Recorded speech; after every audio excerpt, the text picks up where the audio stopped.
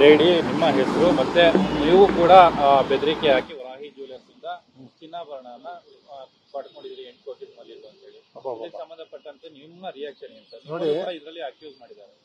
ಅದನ್ನೇ ನನಗೆ ಇದು ನಿಜವಾಗ್ಲೂ ಆಶ್ಚರ್ಯ. ಈ ಅಮ್ಮ ನೋಡಿ ಐಶ್ವರ್ಯ ಗೌಡ ಅನ್ನೋರು ಲಾಸ್ಟ್ ಇಯರ್ ನನಗೆ ಆಗಸ್ಟ್ ಅಲ್ಲಿ ಪರಿಚಯ ಆಗ್ತಾರೆ.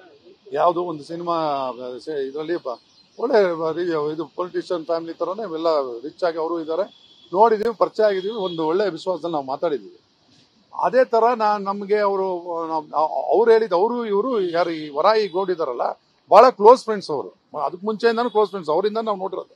ಈ ಯಾರು ಈ ವರಾಯಿ ವನಿತಾ ಅನ್ನೋರ್ನ, ಇವ್ರದ್ದು ವರಾಯಿ ಗೋಲ್ಡ್ ಜ್ಯುವೆಲರ್ಸ್ ಆಕ್ಚುಲಿ ಐಶ್ವರ್ಯ ಅವರು ನನ್ನ ಸಿಸ್ಟರ್ ತರನೇ ಅವ್ರು ಮಾತಾಡಿದ್ರು. ನನ್ನ ಸಿಸ್ಟರ್ ಅಲ್ಲಿ ಪರ್ಚೇಸ್ ಮಾಡಿ ಏನೋ ಅಂತ ಹೇಳಿದ್ರು. ನಾನು 1.25 ವರ್ಷದ ಹಿಂದೆ ನಾನು ನನ್ನ ವೈಫ್ನ ಕರ್ಕೊಂಡು ಹೋಗಿ 9 ಲಕ್ಷದ ಒಡವೆ ತಗೊಂಡಿದ್ದೀನಿ. ನಾನು ಆ 9 ಲಕ್ಷದ ಒಡವೆ ಐಶ್ವರ್ಯ ಅವ್ರ ಹತ್ರ ನನ್ನ ಇದು ದುಡ್ಡಿಂದ ಇದ್ದಿತ್ತು, ನಾನು ಅಲ್ಲಿ ತಗೊಂತೀನಿ ಅಂತ ತಗೊಂಡಿದ್ದೀನಿ. ಅದಾದ್ಮೇಲೆ ಒಂದ್ಸಲ ಅವರು ಇನ್ನ ಪೇ ಮಾಡಿರ್ಲಿಲ್ಲ ಐಶ್ವರ್ಯ ಅವರು. ಅವಾಗ ನಾನು ಫೋನ್ ಮಾಡಿದಾಗ ನಾನು ಕೊಡ್ತೀನಮ್ಮ, ಇದು ಟೈಮ್ ಕೊಡ್ತಾರೆ ಅಂತ ಹೇಳಿರೋದು, ಅದು ಕೊಡ್ತೀನಿ ಅಂತಾನು ಹೇಳಿಲ್ಲ.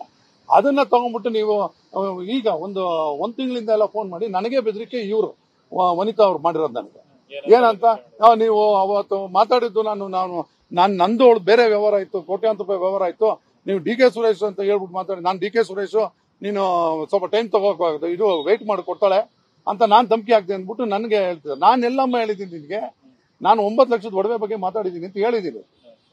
ಆಮೇಲೆ ಅದನ್ನು ನಾನು ಮೊನ್ನೆ ಬ್ಯಾಟ್ರಾಯಪುರ ಪೊಲೀಸ್ ಸ್ಟೇಷನ್ ನಾನು ಹೋಗಿದ್ದೀನಿ. ಭರತ್ ರೆಡ್ಡಿ ಅವರು ಎಸಿಪಿ ಅವ್ರ ಹತ್ರ ಹೇಳ್ಬಿಟ್ಟು ಬಂದಾಗ ಇವರು ಇನ್ನೋಸೆಂಟ್ ಕರೆಕ್ಟ್, ನೀವು ಯಾರು ಇರೋದನ್ನ ಹೇಳಿದ್ರ ಅಂತ ಹೇಳಿ ಕಳಿಸಿದಾರೆ ಅವರು. ಅದೇ ಈ ಪ್ರಕರಣಕ್ಕೆ ಸಂಬಂಧಪಟ್ಟಂತೆ ನೀವು ಡಿ ಕೆ ಸುರೇಶ್ ಅವರ ವಾಯ್ಸ್ ಅಲ್ಲಿ ಮಾತಾಡಿದಿರಿ ಅಂತ ಹೇಳಿ ಅವರು ಒಂದು ಅಲಿಗೇಷನ್. ಅಲ್ಲ ನೋಡಿ, ಡಿ ಕೆ ಸುರೇಶ್ ಅವರ ವಾಯ್ಸ್ ಅಲ್ಲಿ ನಾನು ಯಾಕೆ ಮಾತಾಡ್ಬೇಕು? ಏನಾದ್ರು ಒಂದು ಸೆನ್ಸ್ ಇದೆಯಾ ಎಮ್ಮಂಗೆ? ಓಲಿ ಅಷ್ಟೊಂದು ಕೋಟಿ ವ್ಯವಹಾರ ಮಾಡಿದಲ್ಲ, ಅದೇನ್ ವ್ಯವಹಾರ ಇಟ್ಕೊಂಡ್ ಮಾಡಿದಲ್ಲ ಅದನ್ನ ಕೇಳಕ್ಕೆ ಓಲಿ ನಾನು ಧರ್ಮ ನನ್ಗೆ ಕೊಡಿದ, ನಾನು ಅವ್ರ ಹೆಸರು ಹೇಳ್ಕೊಂಡು ನಾನು ಹೋಗಿ ದುಡ್ಡು ಇಸ್ಕೊಂಡಿದ್ದೀನ, ಇಲ್ಲ ಅವ್ರನ್ನ ಭೇಟಿ ಮಾಡಿ ವ್ಯವಹಾರ ಮಾಡಿದ್ದೀನ? ಈ ತರ ಯಾವ್ದೋ ವಾಯ್ಸ್ ಇಟ್ಕೊಂಡು ಇನ್ನೊಂದ್ ಮಾಡಿದೆ ಅನ್ನೊಂದ್ ಮಾಡಿದೆ ಅಂತ ತಿಳ್ಕೊಂಡು ಈ ತರ ಪಬ್ಲಿಕ್ ಮಾಡ್ಬಿಟ್ಟು ನಮ್ಮ ಹೆಸರು ನಾನು ಮಾಡಿದ್ರೆ ಒಂದು ಜ್ಯುವೆಲರ್ಸ್ ಒಳಗಡೆ ಹೋಗಿ ಬೆದರಿಕೆ ಹಾಕಿದೀರಿ ಅಂತ ಹೇಳಿ ಕಂಪ್ಲೇಂಟ್ ಅಲ್ಲಿ ಉಲ್ಲೇಖ ಮಾಡಿದ್ದಾರೆ. ದಯವಿಟ್ಟು ಅದನ್ನ ಇದ್ರೆ ಫಸ್ಟ್ ಅದನ್ನ ತೆಗೆಸ್ಬಿಟ್ಟು ದಯವಿಟ್ಟು ನೀವು ನನಗೆ ಕ್ಲಾರಿಫಿಕೇಶನ್ ಕೊಡಿಸ್ಬೇಕು. ನಾನೇನಾದ್ರು ಬೆದರಿಕೆನೋ ಇಲ್ಲ ಆತರ ಏನಾದ್ರು ಮಾತಾಡಿದ್ರೆ ದಯವಿಟ್ಟು ಅದನ್ನ ಕ್ಲಾರಿಫೈ ಮಾಡಿಸ್ಬಿಟ್ಟು ಅವ್ರನ್ನ ಫಸ್ಟ್ ಹೇಳಿರಿ. ಇದು ನಮ್ಮಂತ ಪಬ್ಲಿಕ್ ಫಿಗರ್ಗಳನ್ನ ಅವಮಾನ ಮಾಡ್ತಾ ಇದಾರೆ. ಇದು ದಯವಿಟ್ಟು ಅದನ್ನು ಹೇಳಿಬೇಕು ನೀವು, ಅಷ್ಟೇ. ನಾನು ಕೇಳ್ತೀನಿ, ಯಾವ್ದು ನಾವು ಜ್ಯುವೆಲ್ಲರಿ ಬಗ್ಗೆ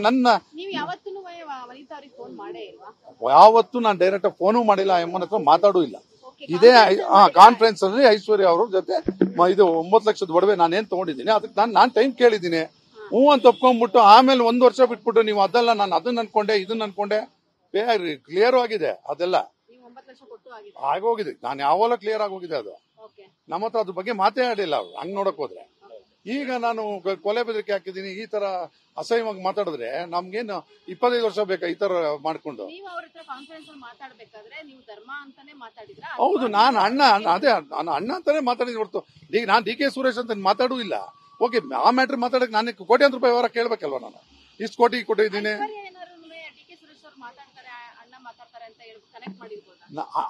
ಅದು ಅವ್ರವ್ರಿಗೆ ಗೊತ್ತಿರ್ಬೋದು ಅಷ್ಟೇ. ನಾ ಅಣ್ಣ ಅಂತ ನನ್ನ ಪಾಣಿ ನಾನು ಇದನ್ನ ಮಾತಾಡ್ಕೊಂಡು ನಂದು ಜ್ಯುವೆಲ್ಲರಿ ಮ್ಯಾಟರ್ ಮಾತಾಡಿ ನಾನು ಹೇಳಿದ್ದೀನಿ. ಅದೇನಮ್ಮ ಇದು ಸ್ವಲ್ಪ ಟೈಮ್ ಕೊಡಮ್ಮ, ಇದು ಇನ್ನು ಕೊಟ್ಟಿಲ್ಲ, ಅವ್ರು ಕೊಡ್ತಾರೆ ಅಂತ ಹೇಳಿದ್ದೀನಿ ನಾನು. ಅದ್ ಬಿಟ್ಬಿಟ್ಟು ಬೆದರಿಕೆ ಅದೇನ್ ಹಾಕಿದ್ದೀನಿ ಅದನ್ನ ತೆಗ್ಸಕ್ ಹೇಳಿ ಅವ್ರಿಗೆ. ನಾನು ಕೊಡ್ತಾರಮ್ಮ, ಹೆಚ್ಚು ಟೈಮ್ ಕೊಡೋದಾರೆ ಕೊಡಿ ಆಯ್ತು ಅಂತ ಒಪ್ಕೊಂಡಿದ್ದಾರೆ ಅವರು. ಬೆದರಿಕೆ ಅಯ್ಯೋ ಅದಿದ್ರೆ ದಯವಿಟ್ಟು ತೆಗ್ಸಕ್ ಹೇಳಿ. ನಾನೇ ನನಗೆ ಇದೆಲ್ಲ ಅಸಹ್ಯ. ಇದು ನಮ್ಗೆ ಇಷ್ಟು ವರ್ಷ ಆದ್ಮೇಲೆ ನಮ್ಗೆ ಈ ತರ ಮಾಡ್ತಿದಾರಲ್ಲ ಇವರು. 1 ವರ್ಷದ ಮ್ಯಾಟ್ರು, ಅದರಲ್ಲೂ ನಾನು ಮಾತಾಡಿಲ್ಲ. ಇನ್ನೊಂದು ಐಶ್ವರ್ಯ ಗೌಡ ಹತ್ರ ಟಚ್ ಬಿಟ್ಟು 1.25 ವರ್ಷ ಆಗಿದೆ. ಅವ್ರ ಹತ್ರ ಏನಿದೆ ನಮ್ಗೆ ವ್ಯವಹಾರ ಮುಗೀತು ಅಂದ್ಬಿಟ್ಟು ನಾನಿದ್ದೀನಿ. ನಮ್ಮನ್ನ ಇಟ್ಕೊಂಡು ಪ್ರಾಣ ಎಣ್ತಾ ಇದಾರೆ. ವನಿತಾ ಅವ್ರಿಗೆ ಹೇಳಿದೀನಿ, ನಿಮ್ಗೆ ಅಷ್ಟು ಅನ್ಯಾಯ ಆಗಿದ್ರೆ ದಯವಿಟ್ಟು ಫೇಸ್ ಮಾಡಿ, ನಿಮ್ಗೆ ಏನ್ ದಾಖಲೆ ಇದೆ ಹೋಗಿ ಕಿರಿಕ್ ಮಾಡ್ಕೊಳ್ಳಿ ಅಂತಂದ್ರೆ ನಮ್ಮನ್ನ ಇಟ್ಕೊಂಡು ಎದುರಿಸ್ತಾರೆ. ಅದು ನಮ್ಗೆ ತುಂಬಾ ಬೇಜಾರಾಗಿರೋದು. ನನಗೆ ಹೋಗಿ ನನಗೇನೋ ಹೇಳ್ತಾ ಇದ್ರಲ್ಲ, ಈಗಲೇ ನನಗೆ ಬಂದಿರೋದು, ನಾನೆಲ್ಲೋ ಹೋಗ್ತಿದ್ದ ಒಂದು ಡಬ್ಬಿಂಗ್ಗೆ, ಇಲ್ಲಿ ಬಂದು ಮಾತಾಡ್ತಾ ಇದ್ದೀನಿ. ಒಂದು FIR ಆಗ್ಲಿ, ಒಂದು ನೋಟಿಸ್ ಆಗ್ಲಿ ಬಂದು ಹೇಳ್ಬೇಕಲ್ವ ಪೊಲೀಸರಾದ್ರು.